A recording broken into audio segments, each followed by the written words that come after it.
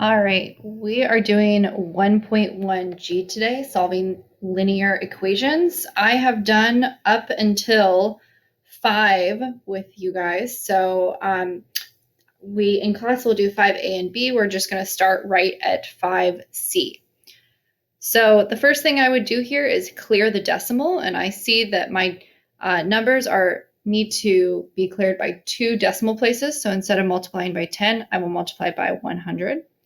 This will become 14 minus 4 equals 20a, not 2a because I still have to move the decimal place 2 places. So 14 minus 4 is 10 equals 20a. To get rid of that 20, I have to divide both sides by 20. So I have a equals 10 over 20, which we know is half. But because this equation started with decimals, we are going to end with decimals. All right, moving on to the next page, number 6.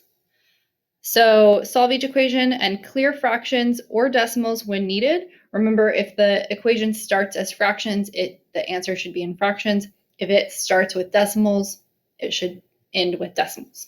So I could clear here first by multiplying by 2 on both sides. I see that I have a nice whole number here, 4. So I'm just going to go ahead and subtract that first. 8 minus 4 is 4. Now I'm going to multiply both sides by 2 because I see that I have 1/2. 1/2 multiplied by 2 will just give me 1a. Remember, we're just trying to get 1a on one side of the equation. So we have a equals 8. For number 7, I'm going to start right away by just clearing this fraction. And I have to see what is the denominator. Well, my denominator here is 5, so I have to multiply by 5 in order to get rid of that. And remember, I have to multiply every single term by 5. Don't forget to multiply that term by 5. So 5 times 2 will be 10. 5 times 3 will be 15. So it's 3x, so 15x. And then 2/5 times 5, those 5s will cancel. So I just have a -2 left. Now I am going to add 2 to both sides so that I can start to get the x alone. I have 15x equals 12. And now I have to divide by 15 on both sides to get that x alone. So now I have x equals 12/5, or I'm sorry, 12/15, but I have to think what number goes into both 12 and 15. I know that 3 goes into 15 5 times, and 3 goes into 12 4 times. So my answer will really be x equals 4/5. Number 8, okay, clearing some decimals here. We have to only move one place to clear the decimal. So instead of multiplying by 100 this time, I'm going to multiply by 10 on both sides. If you want, you can write parentheses on both sides or the whole thing. Just make sure, again, when you distribute that 10, you have to distribute it to all of the terms on every side of, or on each side of the equation. So 10 times 0.2 will be 2 minus 10n equals 14. I'm going to get rid of this 2 first. So I have to get rid of the term without the variable in it first. And then 14 minus 2 will be 12. And then I'm going to divide by -10 on both sides. And I could have just divided by 10 and then divided by -1 to get rid of that negative. This just makes it a little bit easier. It saves us one step. So 12 divided by 10, well, first, this is a -10, so my answer will be negative. And my 12 divided by 10 is really just moving the decimal place from here over 1. So my answer will be -1.2. All right, this one here, let's see if we can do anything first. Well, the first thing I want to do is distribute this 3.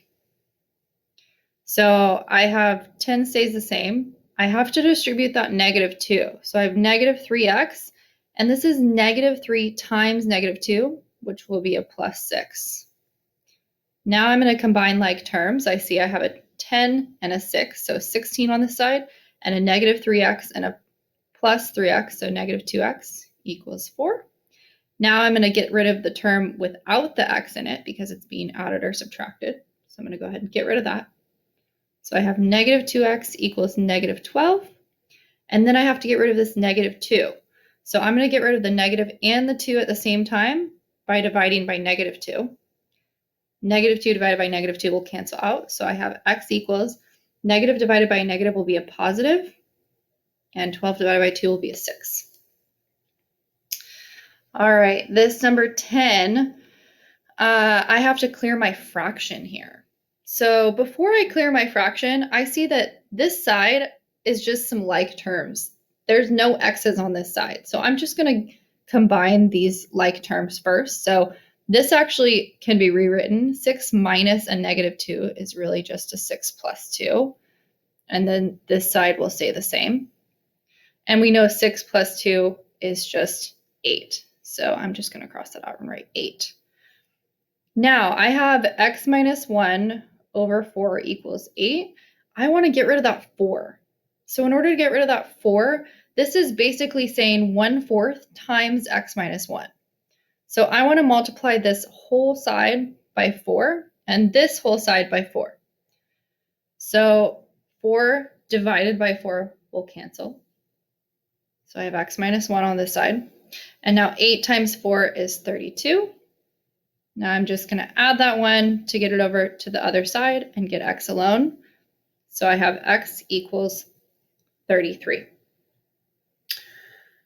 This next one, number 11, I have to first look, can I do anything inside these parentheses? And the answer is no, because I don't have like terms. I have one with a variable and one without a variable.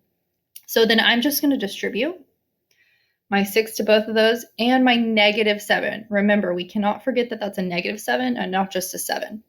So 6a minus 6, and then I have a negative 14a minus 7 equals 7. Now I'm going to say, okay, what are my like terms here? I have a negative 14a and a 6a. So 6a minus 14a will get me a negative 8a. And then I have a negative 6 and a negative 7. So that will get me a negative 13. And then I still have that equals 7. Oops, meant to change to blue there. So now in order to get rid of this negative 13, I'm going to add it to both sides. So I have negative 8a left, and 7 plus 13 will equal 20. Oops. Then we are going to divide by negative 8 on both sides. So I have a equals 20 divided by negative 8. So my answer will be negative. And I'm going to think, what goes into 8 and what goes into 20? Well, I know 2 goes into both those. I also know 4 goes into both those. So 8 divided by 4 is 2. 20 divided by 4 is 5.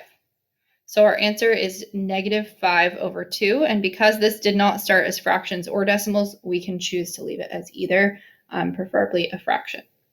So negative 5 over 2. 12, we are going to clear the fractions here by, this time we're going to multiply by 100 because I have to move this 2 decimal places. So 100 on this side and 100 on this side.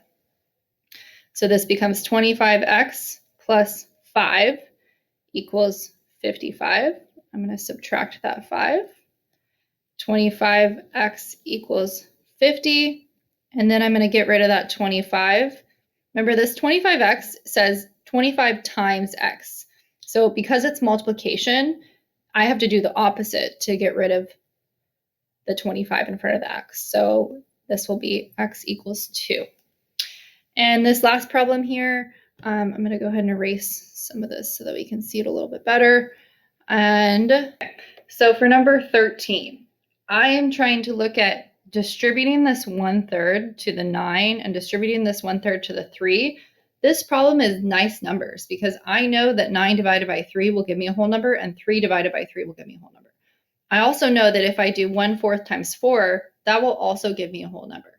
So in this problem, it's okay to go ahead and distribute those fractions because 1/3 times 9 is just 3n, and 1/3 of negative 3 is just negative 1. 1/4 of 4n is just 1n. And then I just still have my 1 on the other side. So then I have 4n on this side with my 3n and 1n, minus 1 equals 1. And then I'm going to add this 1. Remember, it's a -1, so in order to get rid of it, I have to add it. So 4n equals 2. Then I have to divide by 4, and I have n equals half as our final answer. If you had questions on any of these, please go ahead and reach out to Ms. Hunter during student support hours. You can also rewatch that problem again and then email her if you are still looking for help.